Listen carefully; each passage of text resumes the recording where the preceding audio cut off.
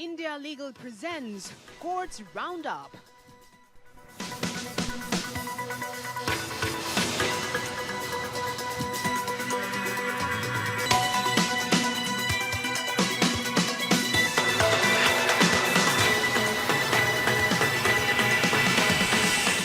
Doctor ortho Ayurvedic oil and capsule, अब दर्द भी घुटने टेकेगा। पवन खेड़ा को सुप्रीम कोर्ट से झटका। सुप्रीम कोर्ट ने ट्रांजिट अग्रिम जमानत की अवधि बढ़ाने से किया इंकार। सिंघवी ने गलत आधार कार्ड पेश करने पर जजों ने दिखाई सख्ती। कहा, गलत दस्तावेज देना छोटी गलती नहीं। खेड़ा को असम की सक्षम अदालत जाने की दी सलाह। सुप्रीम कोर्ट ने राष्ट्रीय चंबल सेंचुरी में गैर कानूनी रेत माइनिंग पर जारी किए दिशा निर्देश। कहा, रास्तों पर वाईफाई वाले सीसीटीवी कैमरे लगाएं। अवैध रेत खनन रोकने के लिए तुरंत टीम भेजें। प्रिवेंटिव डिटेंशन का भी दिया आदेश। केरल सिलंधियार पर डैम निर्माण मामले में सुप्रीम कोर्ट ने एनजीटी चेन्नई की कार्यवाही पर लगाई रोक। केरल का तर्क, एनजीटी को सुनवाई का अधिकार नहीं, तमिलनाडु को नोटिस जारी। सुप्रीम कोर्ट ने कानूनी सहायता अपीलों के लिए जारी किया एसओपी।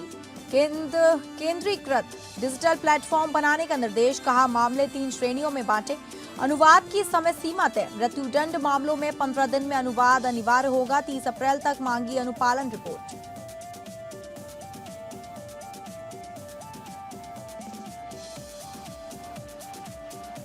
नमस्कार, आप सभी का स्वागत है कोर्ट्स राउंडअप में। मैं हूं आपके साथ अंकिता सिंह।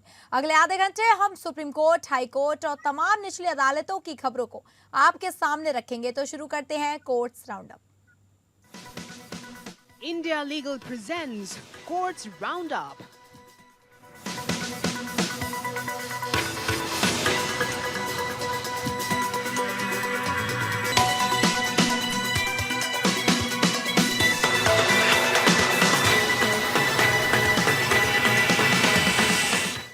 सुप्रीम कोर्ट ने कांग्रेस नेता पवन खेड़ा की उस याचिका को खारिज कर दिया जिसमें उन्होंने तेलंगाना उच्च न्यायालय द्वारा उन्हें दी गई ट्रांजिट अग्रिम जमानत पर लगाए गए स्थगन को हटाने की मांग की थी। यह मामला असम पुलिस द्वारा दर्ज उस एफआईआर से जुड़ा है जो असम के मुख्यमंत्री बिस्वा शर्मा की पत्नी रिंकी शर्मा की शिकायत पर दर्ज हुई थी।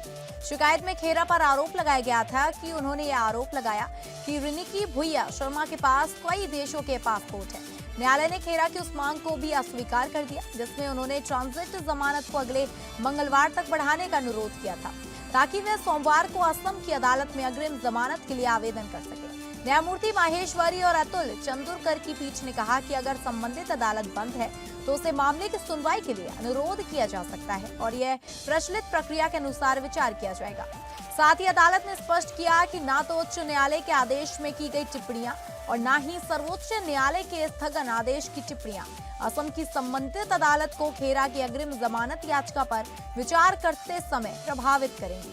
मामले की पृष्ठभूमि में 10 अप्रैल को तेलंगाना उच्च न्यायालय ने खेड़ा को 1 सप्ताह के लिए ट्रांजिट अग्रिम जमानत दी थी। इसके खिलाफ असम सरकार ने सर्वोच्च न्यायालय का रुख किया और 15 अप्रैल को सर्वोच्च न्यायालय ने उच्च न्यायालय के आदेश पर रोक लगा दी।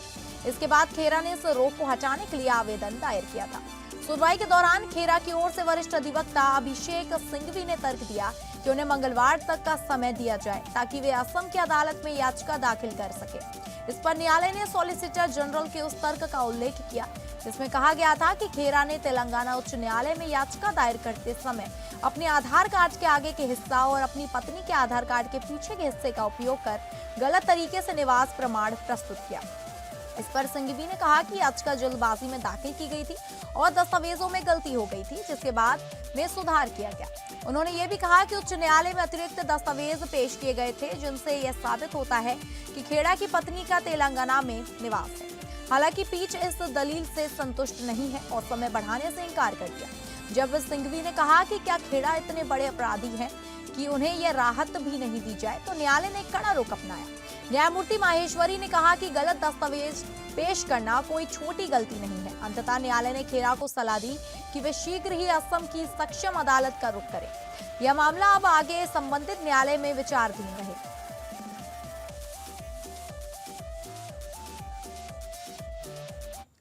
सुप्रीम कोर्ट ने राष्ट्रीय चंबल अभयारण्य क्षेत्र में अवैध रेत खनन को रोकने के लिए कड़े निर्देश जारी किए हैं। न्यायमूर्ति विक्रमनाथ और संदीप मेहता की पीठ ने आदेश स्वतः संज्ञान मामले में दिया, जो राजस्थान, मध्य प्रदेश और उत्तर प्रदेश में जारी अवैध खनन गतिविधियों से संबंधित है। न्यायालय ने राज्यों की कार्यप्रणाली पर गंभीर नाराजगी जताते हुए कहा कि प्रशासनिक तंत्र अपनी जिम्मेदारियों का सही निर्वहन करने में विफल रहा है, जबकि कानून इस समस्या से निपटने के लिए पर्याप्त है। अदालत ने राज्यों को निर्देश दिया कि वे खनन माफियाओं के खिलाफ सख्त कार्रवाई करें, जिसमें उनकी संपत्तियों की जब्ती और आवश्यक होने पर प्रिवेंटिव डिटेंशन कानूनों का उपयोग शामिल हो।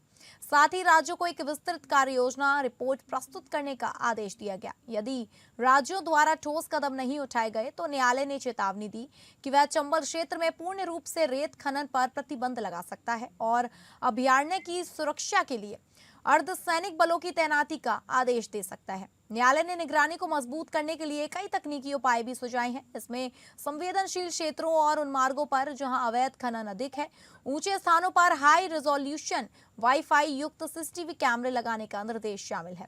इन कैमरों की लाइव फीड संबंधित जिले के पुलिस अधीक्षक या वरिष्ठ पुलिस अधीक्षक और वन विभाग के अधिकारियों की निगरानी में होगी। किसी भी अवैध गतिविधि के पाए जाने पर तुरंत कानूनी कार्रवाई करना अनिवार्य होगा। इसके अतिरिक्त पायलट परियोजना के रूप में मध्य प्रदेश के मुरैना और राजस्थान के ग्वालियर जिले में खनन से जुड़े सभी वाहनों और मशीनों जैसे ट्रैक्टर, खुदाई मशीन, ट्रेजर आदि में जीपीएस ट्रैकिंग डिवाइस लगाना अनिवार्य किया गया है, ताकि उनकी गतिविधियों पर रियल टाइम नजर रखी जा सके। इस परियोजना की सफलता के आधार पर इसे अन्य क्षेत्रों में भी लागू किया जाएगा।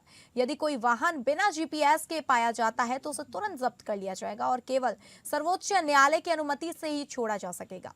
राज्यों को यह भी निर्देश दिया गया कि वे ऐसे नियंत्रण कक्ष स्थापित करने की संभावना पर रिपोर्ट प्रस्तुत करें, जहां सीसीटीवी और जीपीएस से प्राप्त सभी डेटा को एक जगह पर मॉनिटरिंग और विश्लेषित किया जा सके। साथ ही विभिन्न विभागों के बीच बेहतर समन्वय के लिए एक स्पष्ट ढांचा तैयार किया जाए, ताकि अवैध खनन के खिलाफ समय पर कार्रवाई हो सके।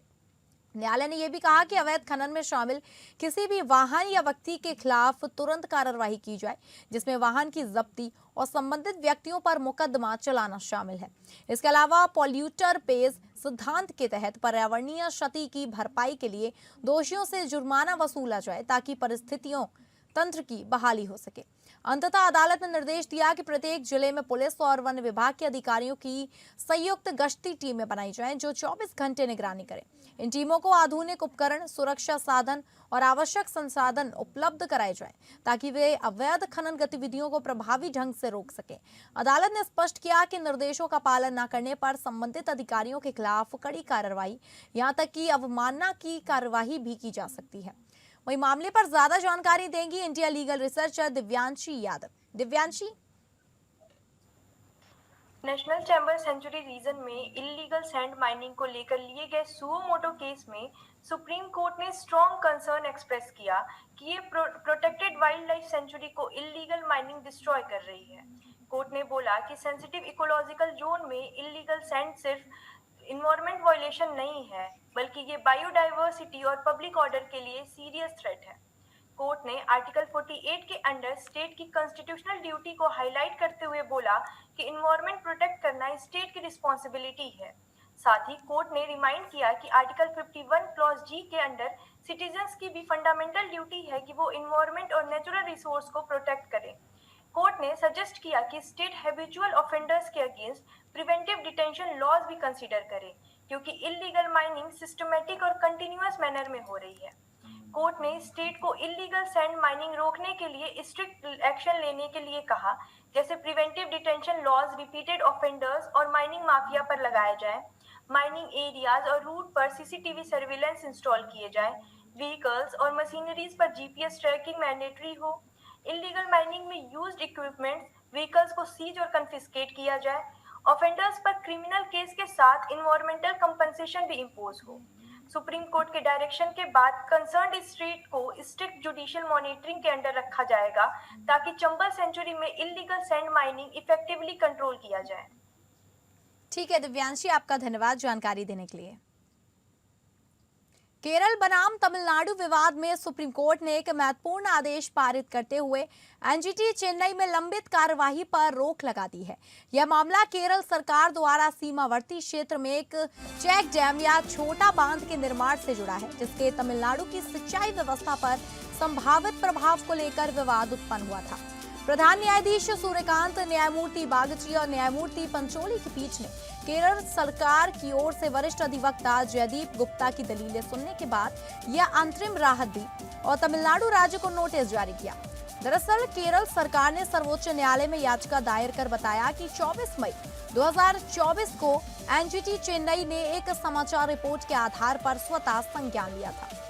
इस रिपोर्ट में आरोप लगाया गया था कि केरल सरकार सिलंधियार नामक जलधारा, जो अमरावती नदी की एक सहायक नदी है, पर एक चेक डैम का निर्माण कर रही है, जिससे तमिलनाडु में सिंचाई पर असर पड़ सकता है। केरल सरकार ने अपने पक्ष में कहा कि यह निर्माण कार्य जल जीवन मिशन के तहत किया जा रहा है, जिसका उद्देश्य इडुक्की जिले के पट्टावड़ा पंचायत में रहने वाले लोगों को पेयजल उपलब्ध कराना है। यह क्षेत्र तमिलनाडु की सीमा से लगा हुआ और यहाँ गंभीर जल संकट की स्थिति बनी रहती है।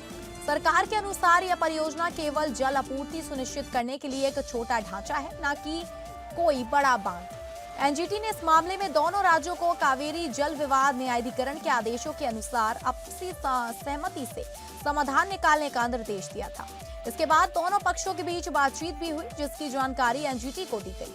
हालांकि एनजीटी ने पाया कि उसके निर्देशों का पूरी तरह पालन नहीं हुआ और उसने अतिरिक्त दस्तावेज प्रस्तुत करने को कहा। साथ ही एक आदेश में केरल सरकार को निर्देश दिया गया कि वह यह सुनिश्चित करे कि चेक डैम के निर्माण के लिए सभी आवश्यक अनुमतियां प्राप्त की गई हैं, अन्यथा परियोजना को तब तक रोक दिया जाए जब तक सभी स्वीकृतियां न मिल जाएं।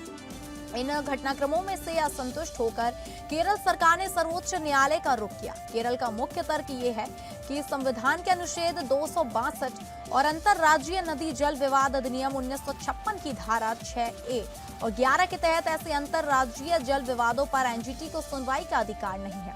इस प्रकार सर्वोच्च न्यायालय ने फिलहाल एनजीटी की कार्यवाही पर रोक लगाकर मामले को अपने समक्ष विचाराधीन रखा है।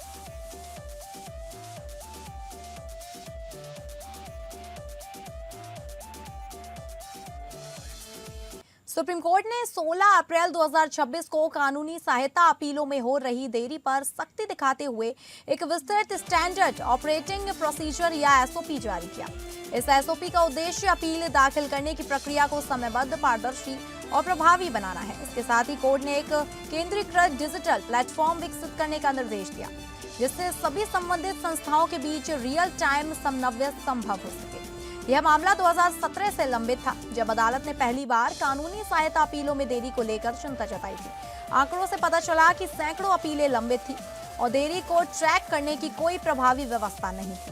पीठ ने मामले को उनकी गंभीरता के आधार पर 3 श्रेणियों में बांटा।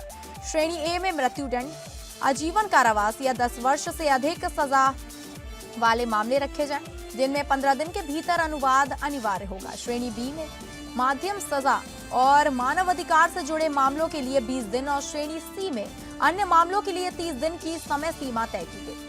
कोर्ट ने स्पष्ट किया कि स्वतंत्रता के गंभीर हनन वाले मामले को प्राथमिकता दी जानी चाहिए। इसके अलावा पूरी प्रक्रिया के लिए एक तय समय सीमा निर्धारित की गई है। फैसले की सूचना 7 दिन में, दोषी की सहमति 7 दिन में, दस्तावेज संग्रह 10 दिन में, अनुवाद 15 से 30 दिन में और रिकॉर्ड मिलने के 15 दिन के भीतर अपील दाखिल करना अनिवार्य होगा।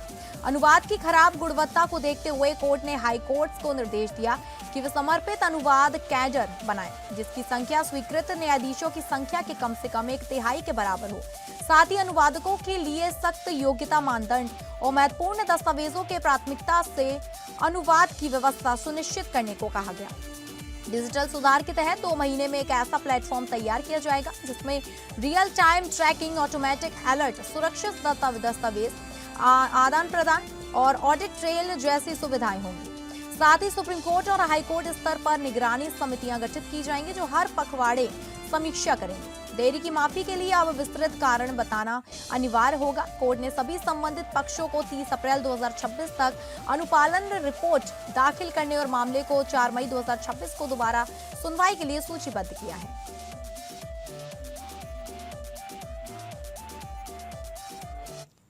सुप्रीम कोर्ट ने एक महत्वपूर्ण निर्णय में स्पष्ट किया कि भले ही एक पक्षीय दीवानी मुकदमों में औपचारिक रूप से मुद्दों का निर्धारण करना अनिवार्य न हो, फिर भी अदालतों का यह कर्तव्य है कि वे निर्णय के बिंदु तय करें और उन पर तर्कसंगत निर्णय दें। न्यायालय ने कहा कि केवल इस आधार पर डिक्री देना ही प्रतिवादी उपस्थित नहीं हुआ कानूनन पर्याप्त नहीं है। ऐसा करना सिविल प्रक्रिया संहिता की धारा 2(9) के तहत गंभीर त्रुटि माना जाएगा।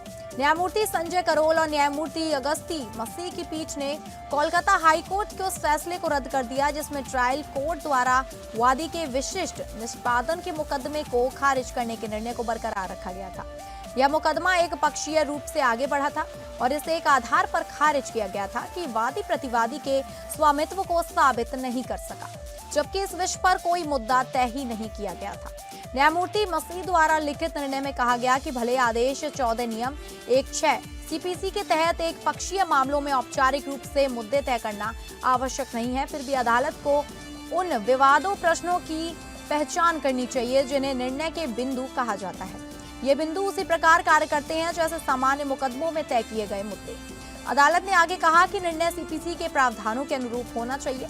इस संदर्भ में आदेश 20 नियम 4 सीपीसी का उल्लेख करते हुए कहा गया कि हर निर्णय में यह स्पष्ट होना चाहिए कि विवाद को किस तर्क के आधार पर सुलझाया गया है।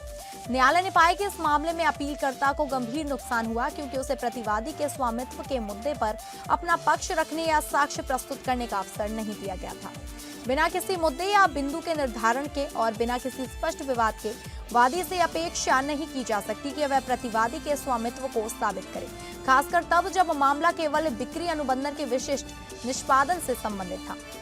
अंततः सर्वोच्च न्यायालय ने अदालत को अपील को स्वीकार करते हुए मामले को ट्रायल कोर्ट को वापस भेज दिया। निर्देश दिया कि ट्रायल कोर्ट पहले उचित रूप से मुद्दे या निर्णय के बिंदु तय करे और फिर दोनों पक्षों को साक्ष्य प्रस्तुत करने का पूरा अवसर देकर मामले का पुनः निष्पादन करे। इस फैसले से यह सिद्ध होता है कि न्यायिक प्रक्रिया में पारदर्शिता, तर्क संगता और निष्पक्षता बनाए रखना अत्यंत आवश्यक है, चाहे मामला एक पक्षीय ही क्यों न हो।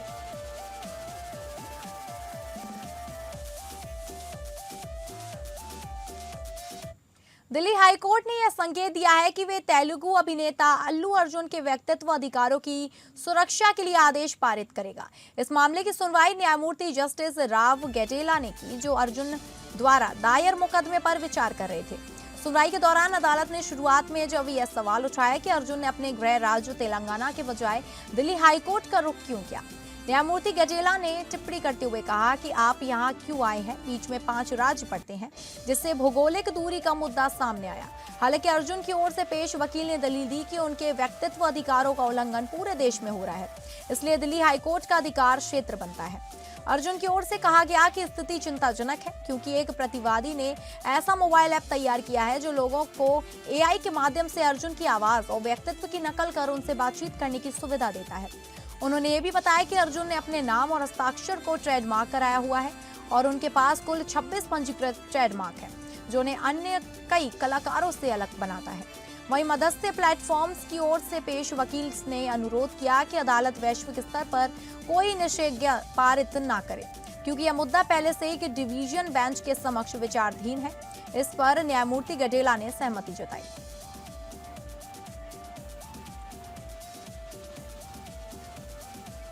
कोलकाता हाईकोर्ट ने चुनाव आयोग के उस आदेश को रद्द कर दिया जिसमें पश्चिम बंगाल विधानसभा चुनाव के लिए सरकारी कॉलेजों के असिस्टेंट और एसोसिएट प्रोफेसर्स को प्रोसीडिंग ऑफिसर नियुक्त किया गया था। जस्टिस कृष्णा राव ने यह फैसला सुनाया। कोर्ट ने कहा कि चुनाव आयोग यह साबित करने में नाकाम रहा कि यह नियुक्ति अनिवार्य परिस्थितियों में की गई थी, जैसा उनके अपने दिशा निर्देशों में जरूरी है। आयोग ऐसा कोई दस्तावेज पेश नहीं कर पाएगा जिससे साबित हो सके कि अपरिहार्य हालात के कारण ही प्रोफेसर्स को प्रोसीडिंग ऑफिसर बनाया गया। अदालत ने स्पष्ट किया कि आयोग की शक्तियां असीमित नहीं है और उसे अपने सर्कुलर का पालन करना होगा। सर्कुलर में कहा गया कि ग्रुप ए स्तर के अधिकारियों, जिसमें शिक्षण स्टाफ शामिल है, को तभी चुनाव ड्यूटी पर लगाया जा सकता है जब यह पूरी तरह अपरिहार्य हो और इसके कारण लिखित रूप में दर्ज किए जाएं। यह सुनवाई एक याचिका पर हुई जिसमें प्रोफेसरों की इस तैनाती को चुनौती दी गई थी। 13 अप्रैल को याचिकाकर्ता ने आयोग के पुराने निर्देश का हवाला दिया और कोर्ट ने नियुक्त के कारणों का रिकॉर्ड मांगा। 16 अप्रैल को आयोग ठोस दस्तावेज नहीं दे सका और समय मांगा। कोर्ट ने शुक्रवार तक का समय दिया। शुक्रवार की सुनवाई में कोर्ट ने फिर पूछा कि कौन सा सर्कुलर लागू हो और अनिवार्य परिस्थितियों का सबूत मांगा। आयोग ने दलील दी कि 7 जून 2023 का सर्कुलर पुराने निर्देशों को बदल चुका है और ये भी कहा कि 90,000 मतदान केंद्रों पर हर जगह मत पद और वेतमान के हिसाब से नियुक्ति संभव नहीं है। आयोग ने याचिका को देर से दायर बताया और कहा कि यह ड्यूटी बदलने की मांग है। याचिकाकर्ताओं ने कहा कि मामला प्रतीकात्मक है और आयोग को नियमों के तहत कारण दर्ज करना जरूरी था। अंत में कोर्ट ने नियुक्तियां रद्द कर दी, लेकिन एक अपवाद रखा। जो प्रोफेसर पहले ही प्रशिक्षण ले चुके हैं और ड्यूटी देने को तैयार हैं, उन पर आदेश लागू नहीं होगा। कोर्ट ने यह भी कहा कि चुनाव आयोग याचिकाकर्ताओं को उनकी रैंक और वेतन के अनुसार दूसरी जिम्मेदारी दे सकता है, बशर्ते दिशा निर्देशों का पालन हो।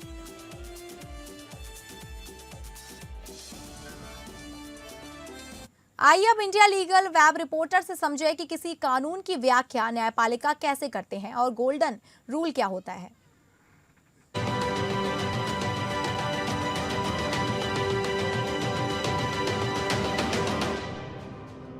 क्या आप जानते हैं अगर लॉ को वर्ड बाय वर्ड फॉलो किया जाए तो कभी कभी रिजल्ट एब्सर्ड हो सकता है। तब कोर्ट्स क्या करती हैं, आइए समझते हैं लिटरल रूल और गोल्डन रूल ऑफ इंटरप्रिटेशन के बारे में।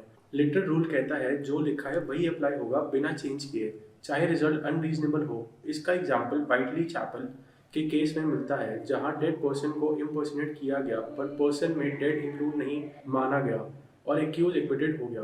गोल्डन रूल कहता है कि कोड का लिटरल मीनिंग से स्टार्ट करती है, लेकिन अगर रिजल्ट एब्सर्ड हो तो वर्डिंग को थोड़ा मॉडिफाई करती है ताकि लॉ का पर्पस डिफीट ना हो। इसका एग्जांपल आर वर्सेस एलन के केस में मिलता है, जहां मैरी को मैरिज सेरेमनी से माना गया और एक्यूज पनिश हुआ। इसलिए लिटरल रूल सर्टेनिटी देता है और गोल्डन रूल इंश्योर करता है कि जस्टिस कॉम्प्रोमाइज ना हो। Do follow us for more legal updates. तो फिलहाल कोर्ट्स राउंडअप में बस इतना ही। नमस्कार। India Legal presents Courts Roundup.